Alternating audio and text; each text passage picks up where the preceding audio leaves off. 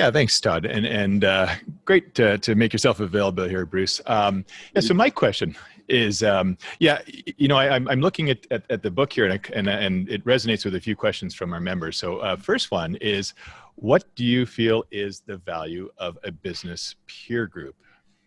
Yeah, well, again, I've got to go to the girlfriend and boyfriend scenario, or your life partner. And John, I don't know if you've ever had an argument with your spouse, if you have one, or life No, partner. no, no. Never, right? I haven't had many with mine either, but I've had a few. And then, while you're quietly thinking about it, a few days later, you think, oh, if that ever comes up again, I've got a heck of a zinger. I'm going to unleash this. And then it does come up again and you unleash it. And the moment it gets out of your mouth, you realize what a nincompoop thing it is to say. So verbalizing to a peer group is incredibly important. If you think you have a secret, a lot of people come to me and say, oh, I got a secret idea. No one's ever thought of it before. Well, that is almost certainly not true. There are probably 30 million smart Americans in their basements now inventing ideas. There's probably 3 or 4 million Canadians doing. There's millions of Chinese and Indian entrepreneurs, Russian entrepreneurs, you name it. So pretty much everything that you are thinking about has been thought about or is being thought about. And if you don't verbalize what you're doing to a trusted group of peers, you probably will have a business that will be stillborn.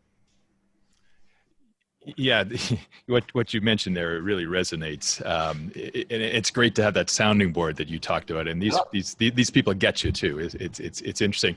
Other question we had listed here is on the topic of coaches. You mentioned that you provide coaching. So how about for yourself? How valuable have coaches and mentors been in your business career?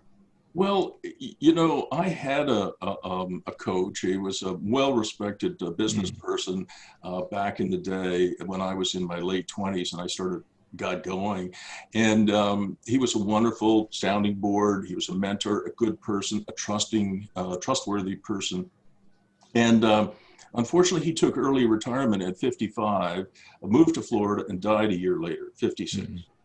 And one of the biggest mistakes in my career is I did not replace him. His first name was Murray, until I was 60. So I went 30 years without a mentor or coach or sounding board. And I had some success, but I also had some failures. And I think I would have done better if I had replaced Murray with somebody else.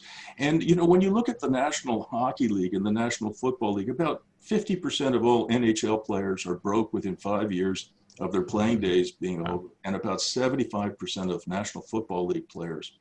And that is atrocious. So if I were an owner of the Senators again, or any major league sports franchise, probably the first thing I would do is I would hire a life coach for every one of my players.